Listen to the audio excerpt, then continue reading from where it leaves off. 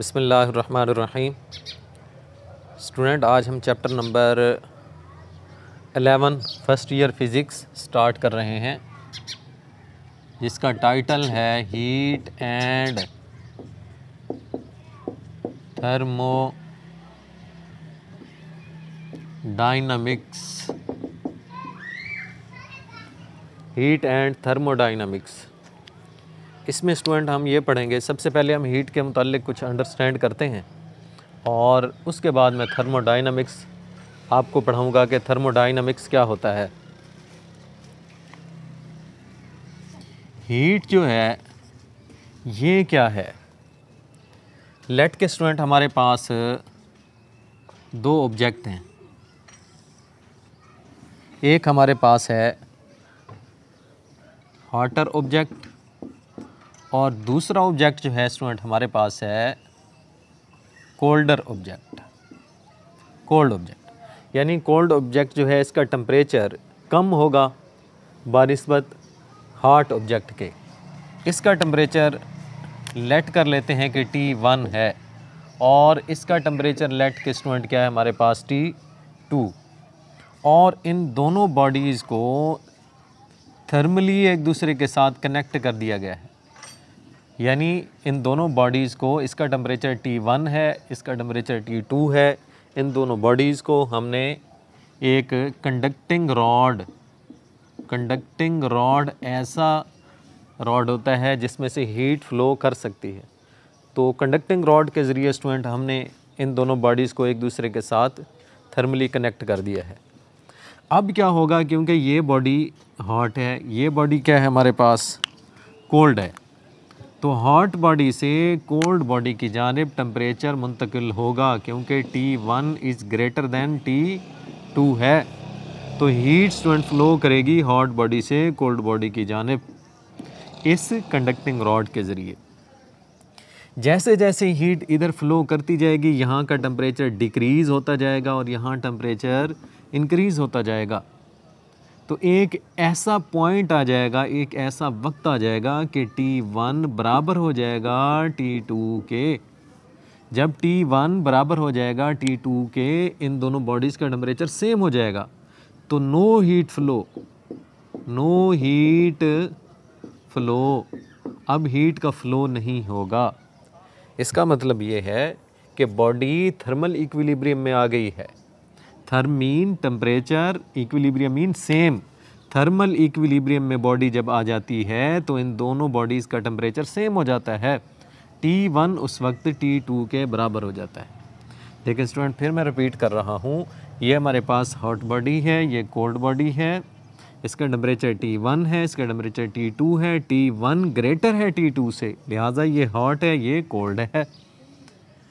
अब जो है अगर ये टेम्परेचर ज़्यादा है, ये कम है, ये टेम्परेचर इससे जितना ज़्यादा होगा, टेम्परेचर का डिफरेंस जितना ज़्यादा होगा, उतनी हीट ज़्यादा तेज़ी से और ज़्यादा अमाउंट में फ़्लो करेगी और इसका टेम्परेचर कम होता जाएगा, इसका टेम्परेचर बढ़ता जाएगा। T1 जब T2 के बराबर हो जाएगा तो नो हीट फ़्लो, फिर कोई हीट फ़्लो नहीं होगी और उस वक्त हम कहते हैं कि दोनों बॉडीज़ थर्मल इक्विलिब्रियम में आ गई हैं, यानी दोनों बॉडीज़ ने सेम टेम्परेचर को अटेन कर लिया है।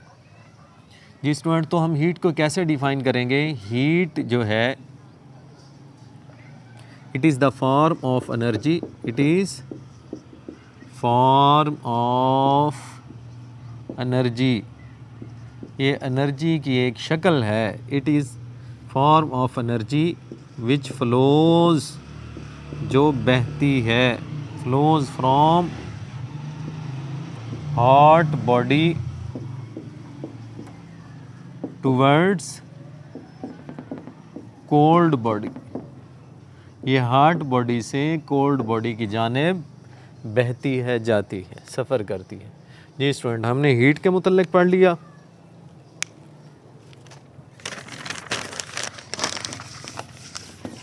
तो अब स्टूडेंट हम पढ़ते हैं थर्मोडायनामिक्स क्या होता है। थर्मोडायनामिक्स स्टूडेंट, ये जब लफ्ज़ हम पढ़ते हैं, थर्म मीन होता है हीट, थर्म मीन क्या होता है, हीट। डायनामिक्स कहते हैं स्टूडेंट फ़्लो को, फ़्लो यानी मोशन। यानी motion.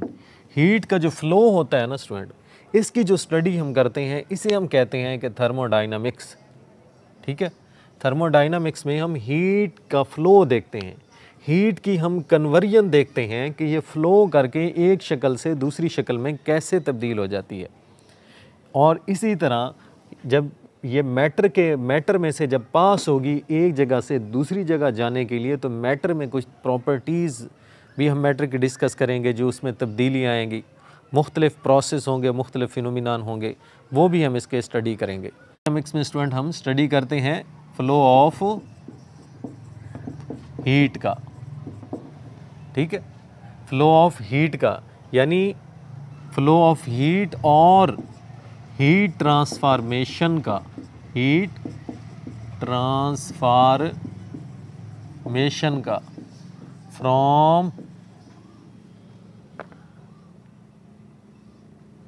Heat transformation in different energy form, in different energies.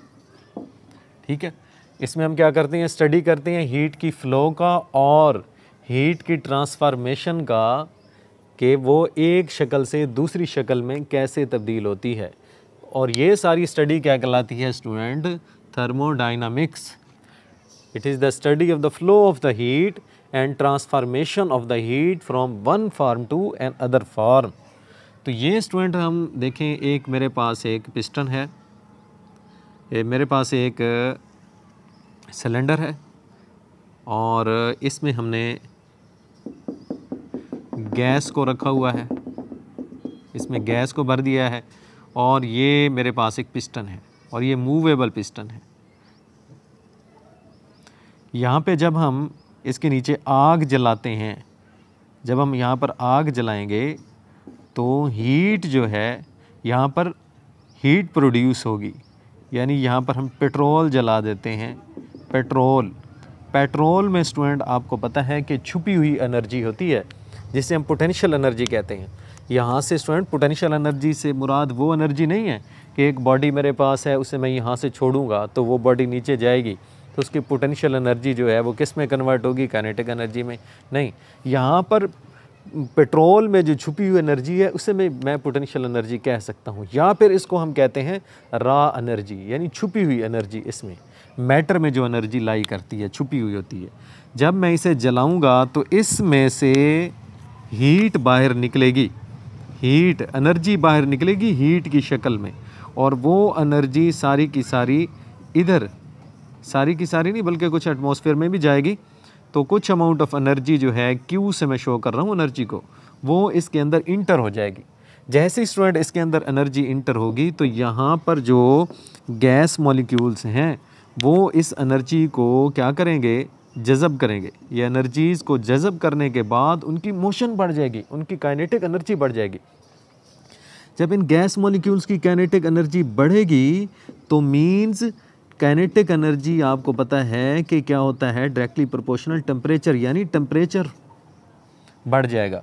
तो वैसे टेम्परेचर, काइनेटिक एनर्जी, टेम्परेचर की डेफिनेशन भी ये है कि measurement of the kinetic energy is called its temperature. जितनी इसकी काइनेटिक एनर्जी मोशन मॉलिक्यूल्स की बढ़ती जाएगी, जैसे जैसे वो हीट को ऑब्जर्व करेंगे वो उनकी मोशन बढ़ेगी, उनकी जैसे मोशन बढ़ेगी तो वो दूर दूर भागेंगे, एक्सपैंड करेगी गैस, यानी उसका टेम्परेचर बढ़ेगा।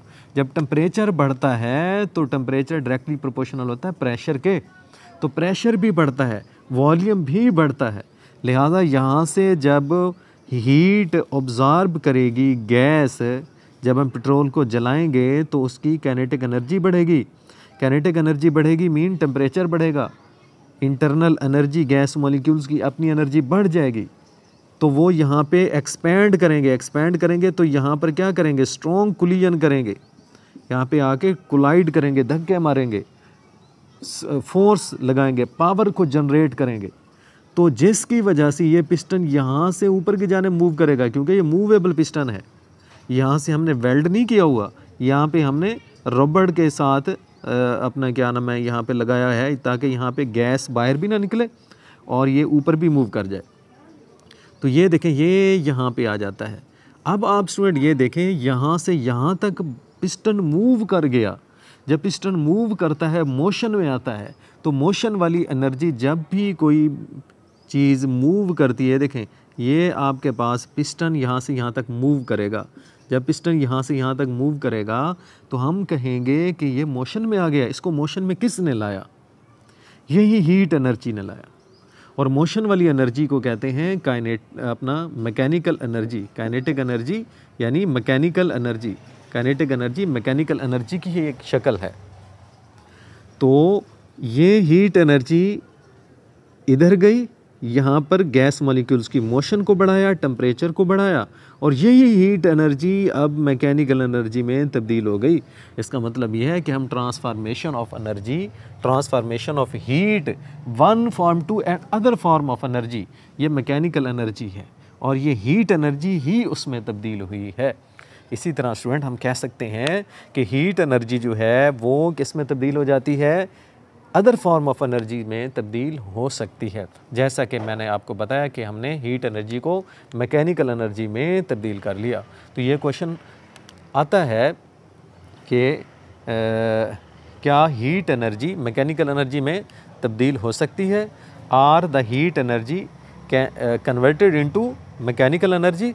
तो आप लिखेंगे yes, heat energy converted into mechanical energy. और ये आप एग्जांपल भी दे सकते हैं कि जब हम किसी कंटेनर में गैस को फिल करके हीट करते हैं तो उसका पिस्टन ऊपर को मूव करता है। जब हम उसे हीट देते हैं तो इसका मतलब यह है कि हीट एनर्जी किस में कन्वर्ट हो गई? मैकेनिकल एनर्जी में कन्वर्ट हो गई। इसी तरह मैकेनिकल एनर्जी भी हीट एनर्जी में कन्वर्ट हो सकती है। तो ये स्टूडेंट हम जब फर्दर आगे इस चैप्टर को स्टडी करेंगे तो मैं आपको ये सारी चीज़ें ब्रीफली समझाता जाऊँगा।